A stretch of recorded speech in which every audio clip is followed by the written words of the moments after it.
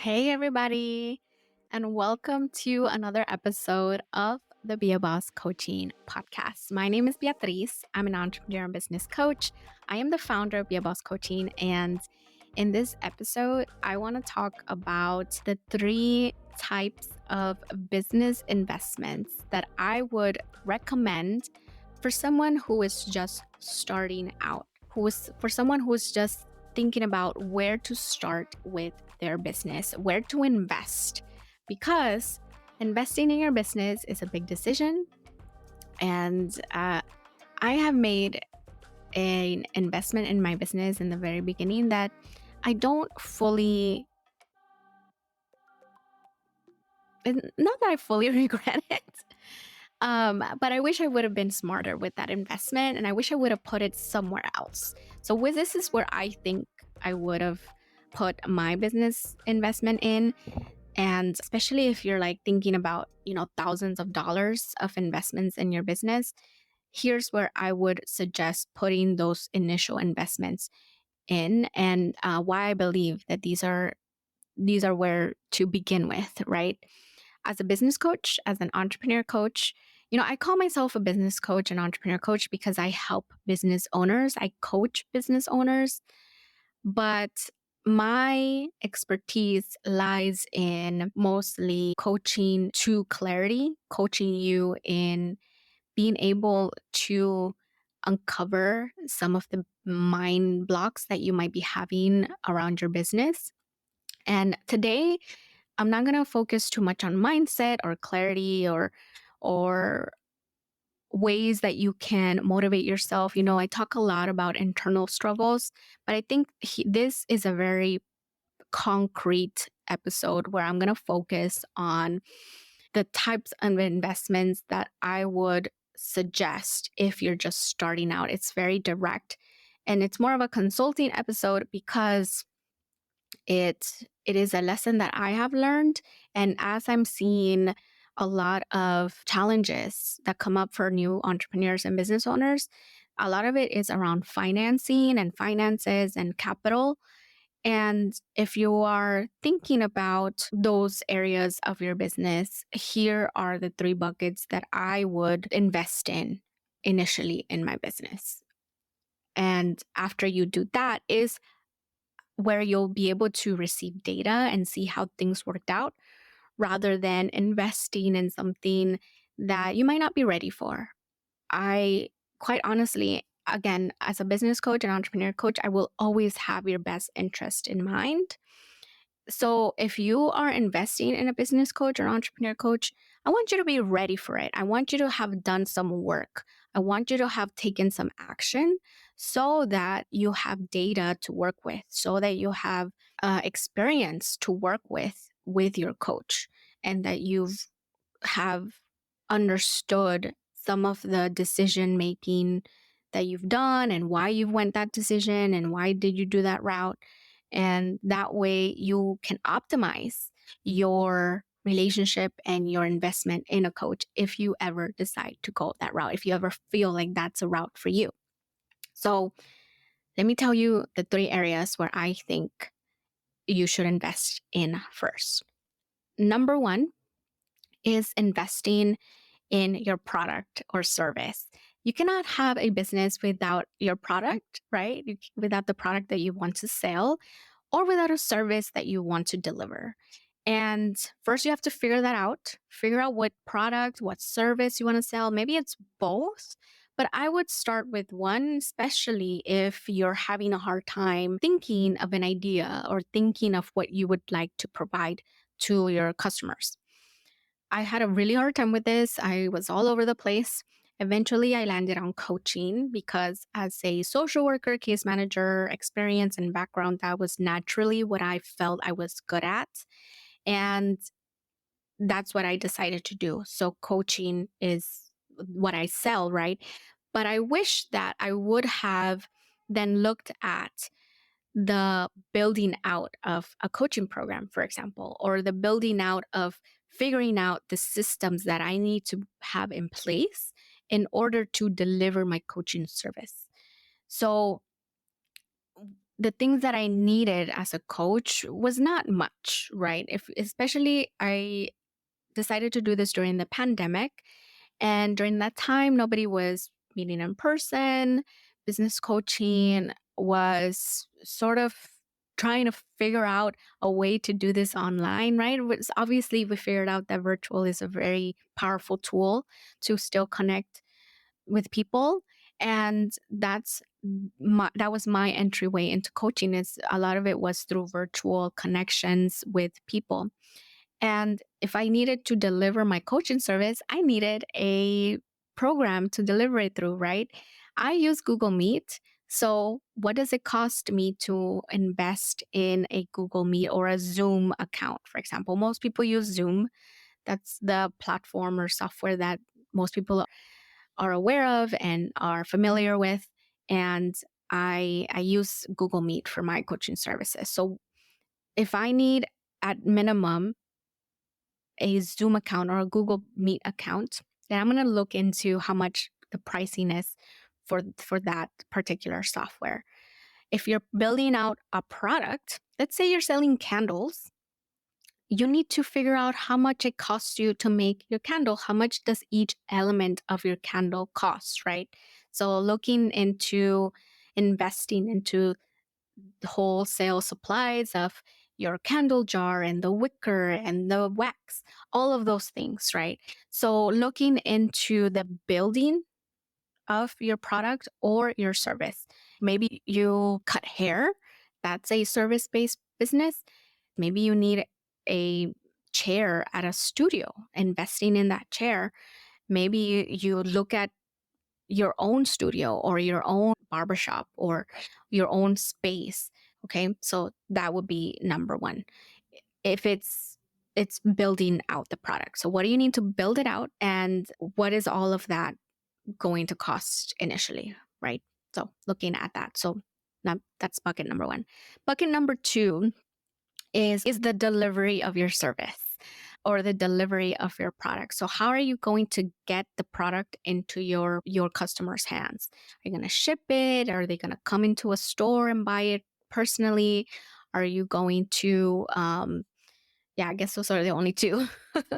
Or maybe you go to pop-ups and sell at pop-ups, right? So how are you going to deliver your product?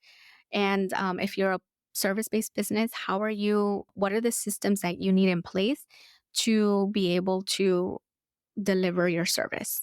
So I'm thinking about my dad right now who owns a shoe repair shop. He's a service-based business. He does shoe repair, luggage repair. So it's a service-based business, but people come to his brick and mortar. So that brick and mortar is his delivery system.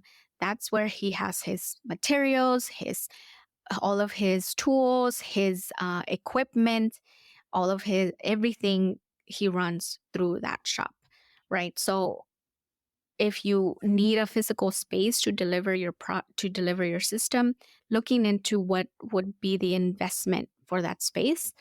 And if it's online, then maybe it's looking at the software that you need. Again, the Zoom or Google Meet, or perhaps if you're a therapist, you need a software that has HIPAA, for example. So looking at the minimum requirements that you need to deliver your service in compliance with the regulations and policies and laws of your state and what you're delivering. So looking at delivery, all those software.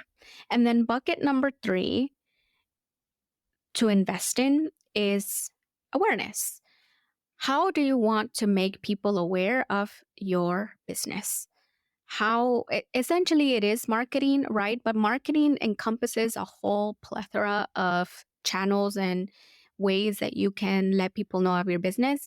But then what is the initial investment that you want to put into to make people aware of what you can provide, of what your business provides?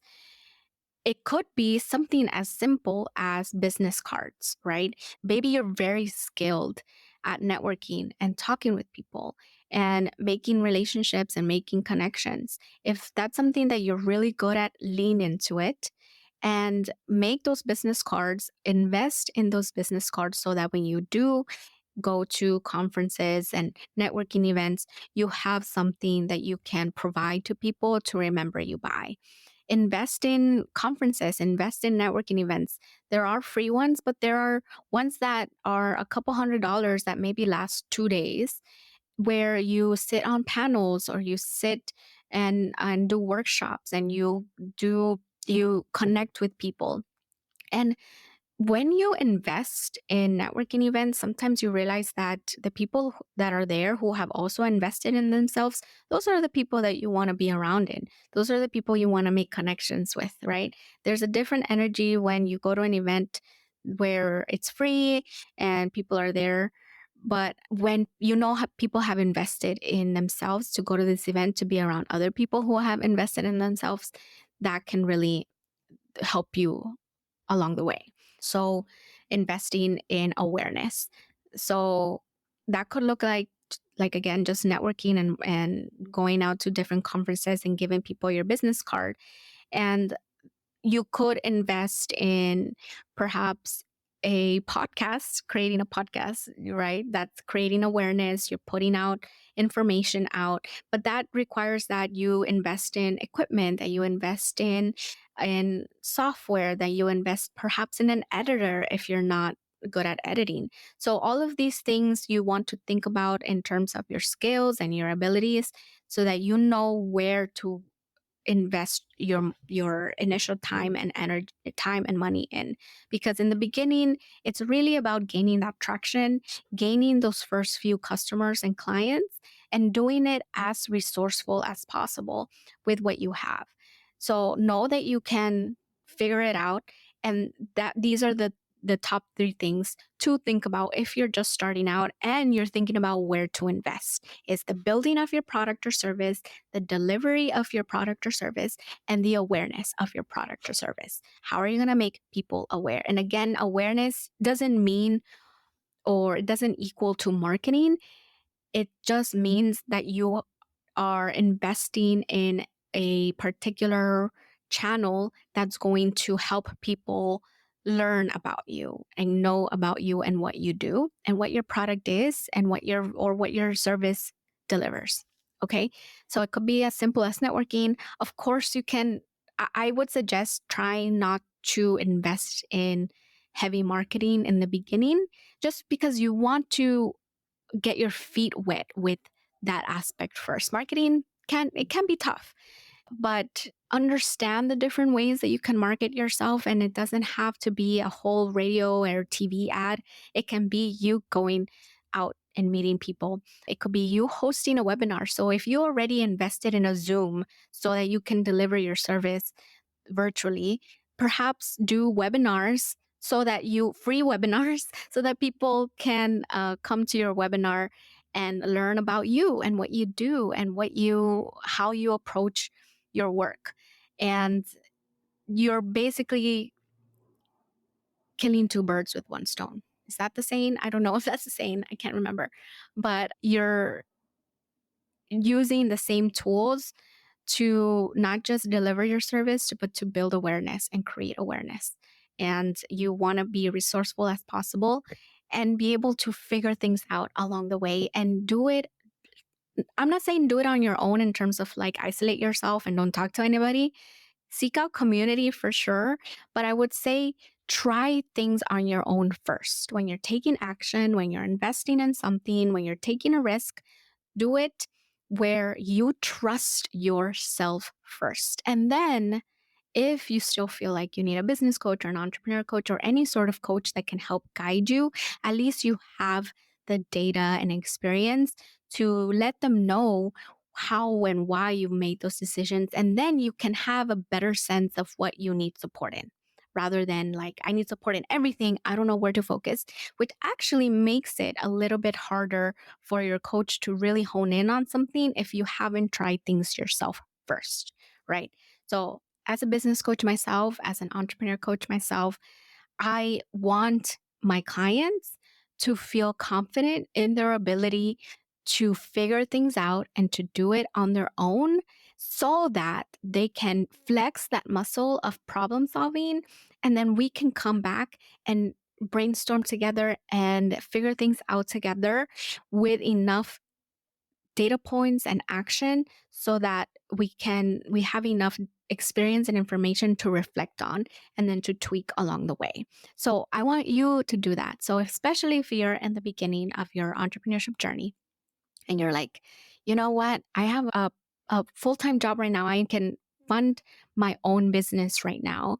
And you're thinking about taking that step and starting that business, think about these three things: the building of your product or service, the delivery of your product or service, and the awareness.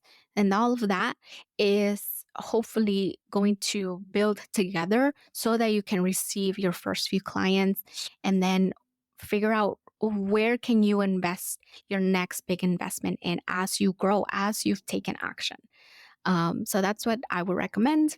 And I hope that this helps. I hope that it gives you the right clarity so that you can move forward in your business and you can take action. I know with full confidence that you can do it.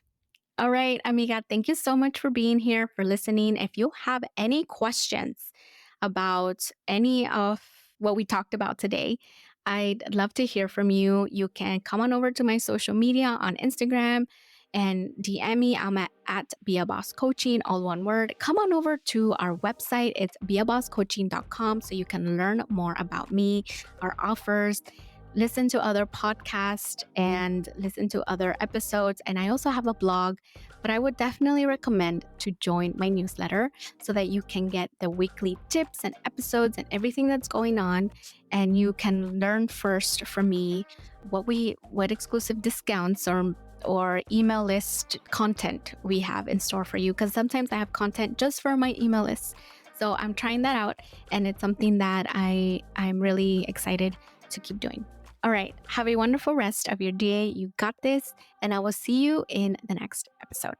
Bye. Thank you so much for tuning in to this episode of the Be a Boss Coaching podcast. To connect with me and the other featured guests of this podcast, remember to come over to the show notes and visit us at beabosscoaching.com. Remember that you don't have to do this alone. If you have any self-doubt or uncertainties, there's so many places and communities and resources out there for you to tap into. You just need to take action. I can't wait to meet you, and I'll see you in the next episode.